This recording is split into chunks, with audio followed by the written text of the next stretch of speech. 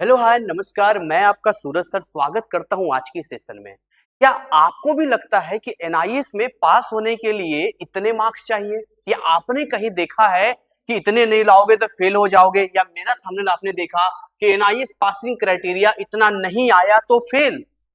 तो ये video ignore मत करना, क्योंकि इस वीडियो में हम आपको ऐसे सीक्रेट बातें बताएंगे एनआईएस बोर्ड के बारे में ना, ऐसे नोटिफिकेशन दिखाएंगे और वो कैलकुलेशन समझाने की कोशिश करेंगे कि कैसे आपके जो मार्क्स होते हैं वो कम करके एडजस्ट किए जाते हैं। अगर आपने इस वीडियो को मिस कर दिया तो शायद ही आप इस रहस्य को समझ पाओगे। तो वेलकम करते हैं हमारे इस चैनल पे।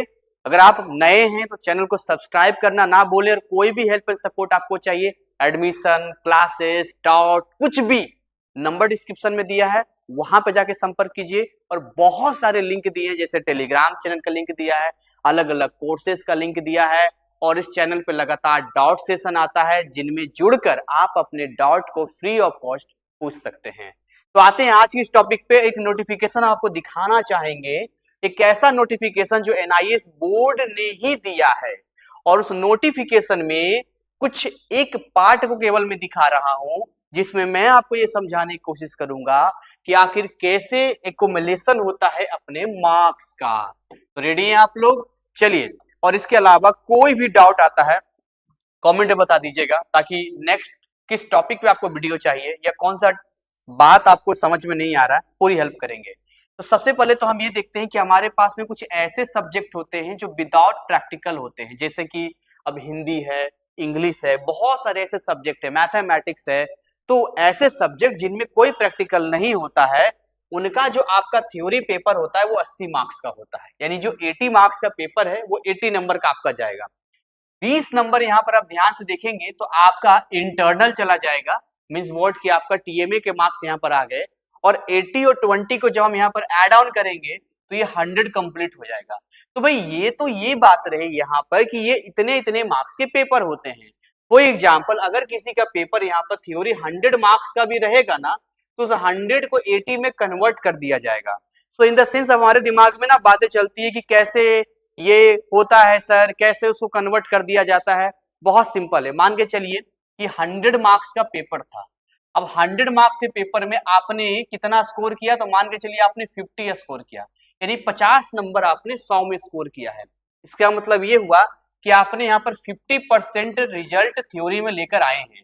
तो 80 के हिसाब से यहाँ पर जो आपके मार्क्स रिजल्ट में शो करेगा वो 50 नहीं शो करेगा, बल्कि 40 शो करेगा, क्योंकि ये 80 में लिया जाएगा। कारण जानते हैं कारण क्या है? कारण यहाँ पर यह है कि अगर मैं यहाँ पर 100 नंबर का थ्योरी कर दूं और 20 नंबर का टीएमए कर दूं, टोटल 120 होता है, जो होगा असंभव। मेरे भाई असंभव 120 नंबर का संभव ही नहीं है। 100 से ज्यादा हम जा ही नहीं सकते हैं। तो हमें जो करना है इसी 100 के अंदर काम करना है। अब यहाँ एनआईएस बोर्ड क्या कहता है? एनआईएस बोर्ड कहता है कि यदि आप इन थ्योरी, प्रैक्टिकल या टीएमए की हम बात करते हैं, अगर आपको नंबर लाना, अगर आपको पास करना है, तो मिनिमम इतना आना चाहिए। जैसे 80 में ऑन रिकॉर्ड 26 आपका होना बहुत जरूरी है। आई अगेन रिपीट, ये 80 में से 26 है, यानी कि आपको लिख के जो आना है 26 से ज्यादा लिख के लाना है। जैसे अगर आप 100 नंबर का पेपर आपका है तो कम से कम इसमें आपको 33% लाना अनिवार्य है। 33% लाना अनिवार्य है, वही 33-26 में कन्वर्ट हो जाएगा। बिल्कुल सही सुन पा रहे हैं आप। तो अगर इससे एक नंबर भी कम आया, ग्रेसिंग मार्क्स दे दे, तब तो वेल एंड गुड, बहुत बढ़िया है। बट अगर इससे कम आता है तो आप फेल माने जाएंगे। अच्छा, टीएमए को लेकर एक बहुत बड़ा कंफ्यूजन हमारे दिमाग में आता है। हम क्या सोचते हैं ना कि टीएमए के मार्क्स से हमारा जो मार्क्स है, यानी कि जैसे मान लो किसी का 20 नंबर आया है और उसके बाद हम सोचते हैं कि कुछ टीएमए के मार्क्स कर देंगे तो 26 हो जाएगा और हम पास कर जाएंगे। नहीं भाई, ऐसा नहीं होता है। आपका टीएमए के मार्क्स नहीं भी मिलेगा ना, तब भी कोई दिक्कत नहीं है। मतलब यहाँ साफ साफ मेंशन है कि 0 से लेकर 20 आप यहाँ अब्सेंट भी रहेंगे ना, तब भी कोई दिक्कत नहीं है, आप पास माने जाएंगे यहाँ पे। तो टोटल आपका 33, यानी थ्योरी में सेपरेट 33% लाना जरूरी होता है, और इसको बोलते हैं एग्रीगेट। यानी 33% एग्रीगेट होता है किसी भी सब्जेक्ट का। तो ये मैंने आपको एग्जाम्पल दिया है उस सब्जेक्ट का जिसमें प्रैक्टिकल नहीं होता है। अब मैं आपको ऐसे सब्जेक्ट के बारे में बता रहा हूं जिनमें प्रैक्टिकल होते हैं। कौन कौन से हैं आइए इसको देखते हैं यहाँ पे। सो इन द सेंस यहाँ पर फिर से ओपन कर लेता हूं एक बार में। ओके, टेक्निकल चीजें होती है कई बार। ओके,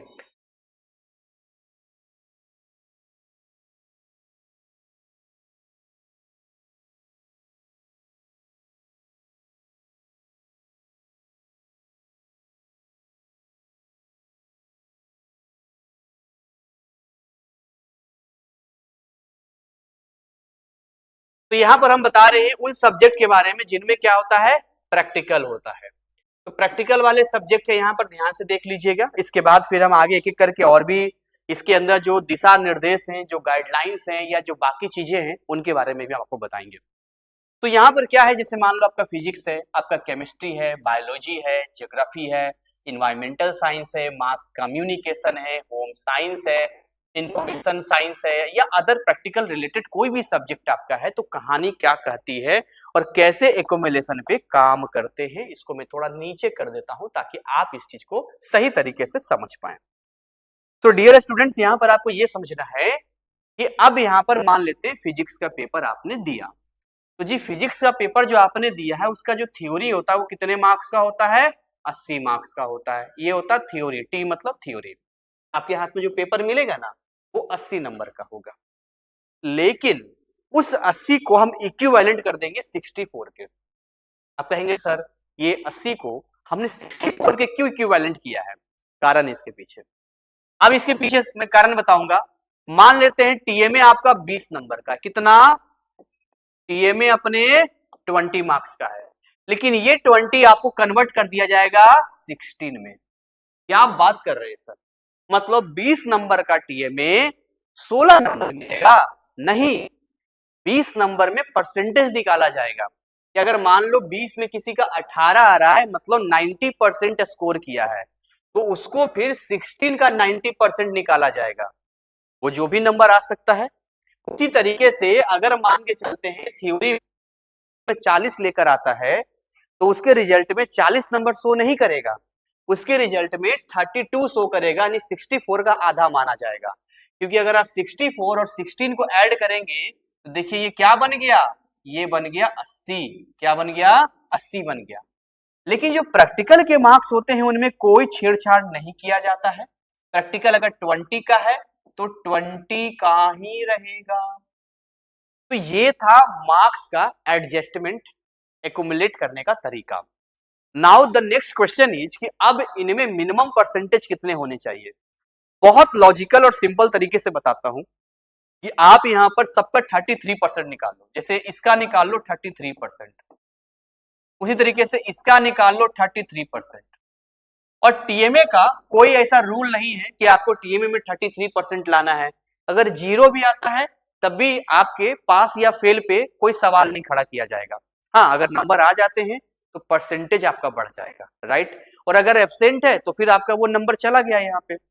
तो अब देखो 64 का 33% निकालोगे तो लगभग आपको कितना आ जाएगा, 21 आ जाएगा। क्योंकि देखो इसी 80-20 को ऐड करके 100 बनाया गया है यहाँ पर, ये टोटल हो गया 100। टोटल कितना हो गया, 100 हो गया है। लेकिन आपको 64 का कितना लाना है, 21 लाना है। मैं इसको ना इससे इससे ब्लू से करता हूँ कि 64 में कितना लाना है आपको, 21 लाना है। तो ये अगेन रिपीट की हमें क्या ऑन रिटन 21 आना चाहिए या फिर ये जो 80 का है उसके हिसाब से तो नहीं।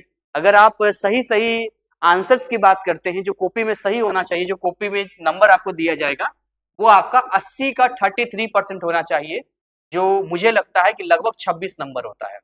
तो 26 नंबर आपको बिल्कुल सही करके आना है। ये जो 26 नंबर आप बिल्कुल सही करके आएंगे वही 26 नंबर 26, 21 में कन्वर्ट कर दिया जाएगा आपका। और अगर 26 से 26 के एक नंबर भी कम आपका होता है आप फेल माने जाएंगे। देखिए आपका साफ साफ यहाँ पर मेंशन करता है कि थ्योरी और प्रैक्टिकल दोनों में पास करना जरूरी है। देखिए एक लाइन लिखा है कि 33% सेपरेटली, लिखा है ना separately in theory and practical. तो भाई थ्योरी में भी आपको 33% चाहिए टोटल का, और प्रैक्टिकल में भी आपको 33% चाहिए टोटल का।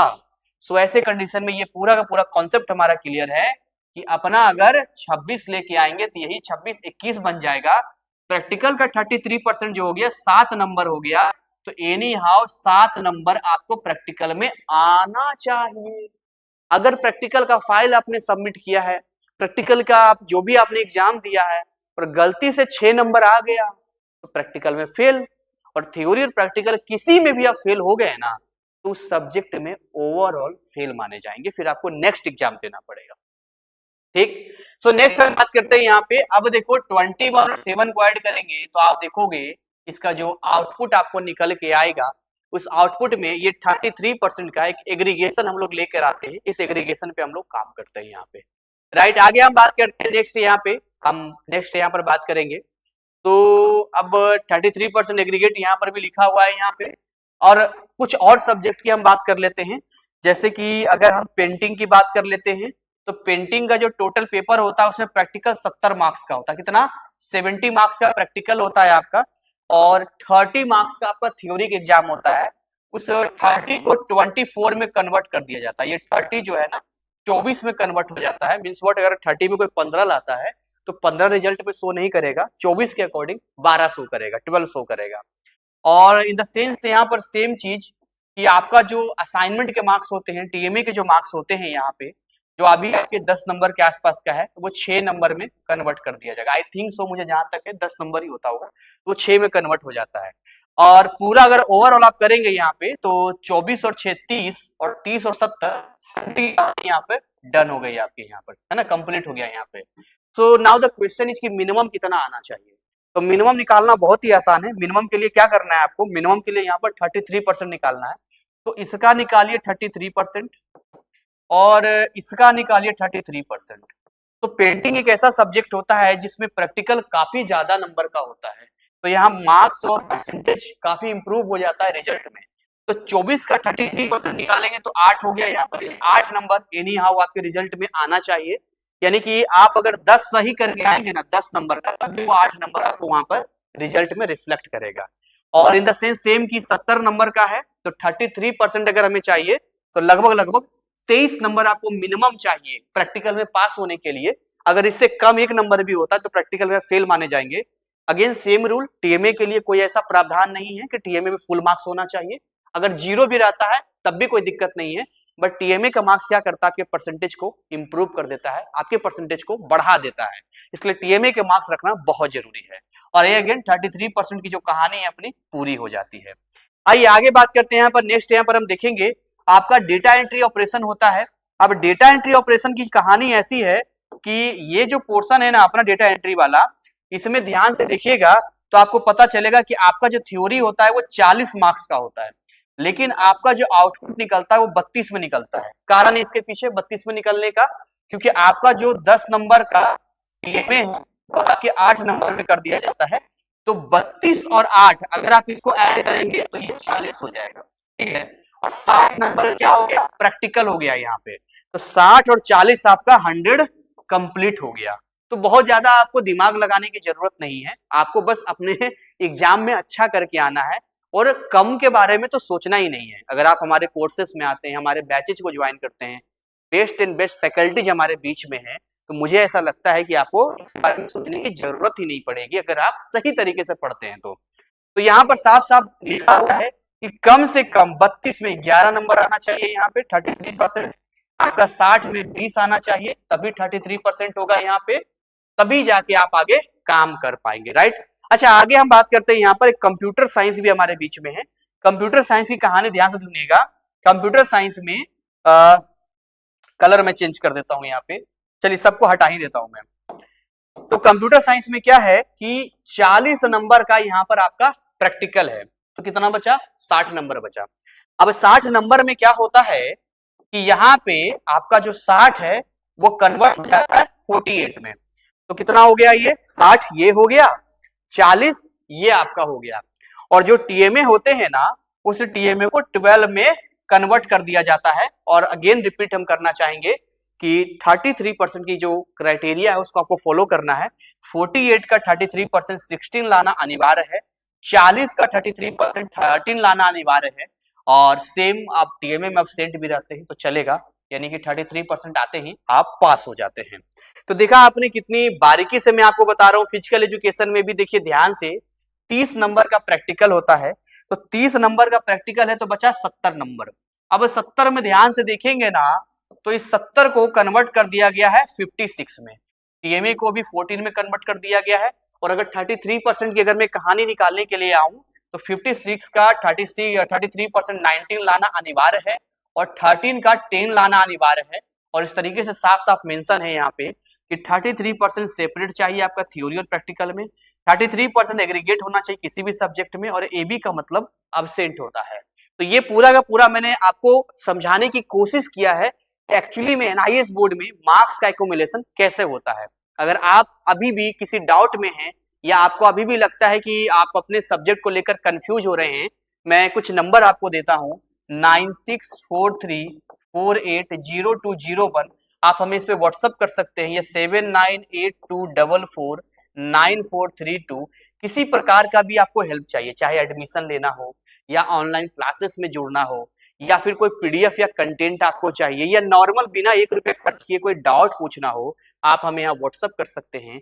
हमारे यहाँ पूरे भारतवर्ष से हमारे जो स्टूडेंट हैं हमारी टीम से संपर्क में रहते हैं और हमारा जो ऑफिस टाइमिंग है सुबह 10 से शाम 5 बजे तक है। इस दौरान ही आपको रिप्लाई मिल पाएगा। उम्मीद करते हैं आज का सेशन बहुत यूजफुल रहा होगा और आपसे इतना ही कहेंगे, प्रैक्टिकल में पास होना बहुत ही आसान है। प्रैक्टिकल के लिए कोई फाइल आपको नहीं खरीदना है, वेस्ट ऑफ मनी है। आप हमारे वेबसाइट GCC NIS क्लासेस पे आइए, बिल्कुल फ्री में प्रैक्टिकल फाइल को डाउनलोड करके बनाइए।